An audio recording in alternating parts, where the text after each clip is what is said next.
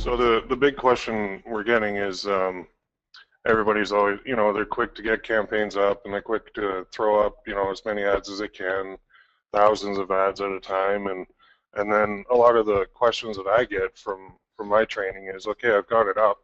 Now what do I do? So, I mean, getting up the campaign is a big part of it because you've done your research, you found an offer that you want, you figured out if you want to do direct linking or landing page, but now is the hard part, really. You have to figure out how you're going to manage this campaign. So there's a couple things you can do. The first thing is nothing, which a lot of people surprisingly do, and then they wonder why they've blown through like all their budget on 2 ads. You can pray. A lot of people like to pray as affiliate marketers. Thing you should be doing is manage it. And then, of course, a lot of people just start another campaign and hope that, if they throw enough stuff at the wall, something will stick. And that is true, partially, but you do have to manage it. So don't make the newbie mistake of kind of setting it up, doing all that work ahead of time, and then just forgetting about it, because you have to actually go in and manage things to make sure that you're going to get to profitability as quickly as possible. So getting it up and running is just a small part of the battle. The hard part is yet to come, and that's what we're going to talk about tonight. And there is a couple different ways that you can manage your campaign. A lot of people talk about click-through rate, and it seems that they're talking about click-through rate, but they're never talking about things like cost per acquisition or return on investment or conversion rate. So click-through rate is important in bringing down your costs, but it's not even something that you really need to focus on as far as making sure that your campaign is profitable. So what we're going to talk about is this, campaign management, and that's the phase after you've launched your campaign. You have to go back in and you have to manage things, and this is the part where a lot of people get confused. They don't know how to do it. There's a lot of questions on when do I pause an ad, how long do I let an ad run, do I go for 1,000 impressions, do I go for 100 clicks, do I spend $10, $100, what do I do? And then as well, you see a lot of people that they spend $50 overall on a campaign, but maybe each ad is only spent $1 or $2. So it's really not enough information for them to be making any decisions, but they're already getting ahead of themselves and throwing the campaign out because, well, they spent $50 and nothing worked. But what we're going to show you is that's not the mindset that you should be in.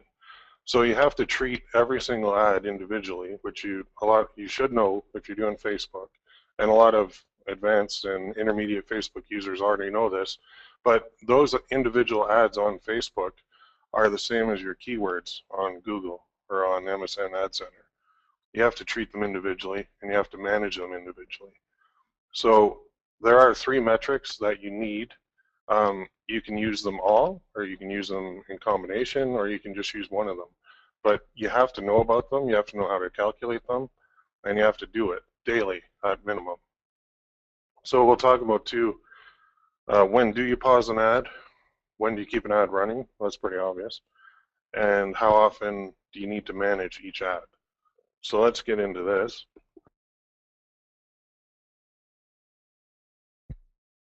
So the first metric we have to talk about is CPA.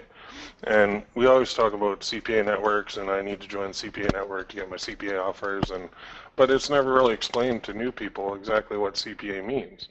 And it just stands for cost per acquisition. So all that means is how much are you willing to spend in order to get 1 conversion. That's going to be your CPA target. And you need to know this number when you're running your campaigns. And an easy example that we can use is you have an offer that you find that's, it could be anything, but it pays $10. All we're concerned about is payout.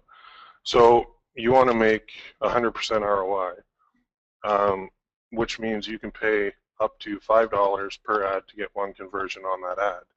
If you spend $5 and you get a conversion, then your profit is $5, so your ROI is 100%. So your target CPA in that case would be $5. Now, you need to know that because once any ad in your campaign reaches $5, you pause it if it hasn't converted, and you keep it going if it has. So let's go back to a campaign. Typically, if we're using some of the ad tools out there, we can launch a campaign with 100 to 500 ads easily. Now we have to go through every one, and we have to figure out that day, did it cost me $5? And if it did, then you have to go into that ad in Facebook through their interface, and you have to pause it. And then you go to the next one, and you repeat that. If it's a 500 ad campaign, you repeat that 500 times manually. So you're looking at probably an hour or two of work just on a 500 ad campaign right there, if you're going by CPA, which is very popular to do because you know what your ROIs are going to be right away. Now that's per ad, that's not per campaign. So guys that are going in and spending $50 total on a campaign, they need to know that you have to spend it per ad, not per total campaign. Okay, so cost per acquisition is vital, and you need to know what that is because it's something that you should be using. And the next one of our 3 metrics is a return on investment, or the ROI. And now this is something that there's an argument in the affiliate marketing community between what do you go by? Do you go by ROI or do you go by profit? And a lot of the ROI measure gives you the ability to take campaign A and campaign B and see which one is more worth your time. Whereas profits, it doesn't give you an apples to apples comparison. So you need to know about ROI, the return on investment. You need to know how to calculate it. And in this case, quite simply, if you're looking at 100% ROI, it means you pay $1 and in return you get $2. So your profit is $1. So the calculation, very simply, is your profit divided by your cost times 100 to give you the percentage. So a lot of people are happy with just breaking even or making any money, so they'd be happy with a 10% ROI. Others want more. What number you set that up is totally up to you. It's just a personal preference, and what I say is when you're starting out, you need to figure out maybe a lower ROI, because really when you're starting you don't have any campaigns that are already producing for you. So even something doing 5 or 10% for you is going to be a good thing. Even if it's breaking even, it's going to be a good thing because you can tweak that to profitability. And that's where your click-through rate and all that other good stuff comes in, because if your click-through rate is high, it'll bring down your costs. But anyway, so here's the example, which we already went through, but say the target is 100% ROI. Your offer that you found pays $10. That means you can safely spend $5 to make $10 and keep $5 as profit. So now going back to our campaign, our sample, if we had 500 ads in our campaign, we have to calculate the ROI for every ad, and then we have to go back in manually to the Facebook interface, and we have to either pause our ad or adjust our bid.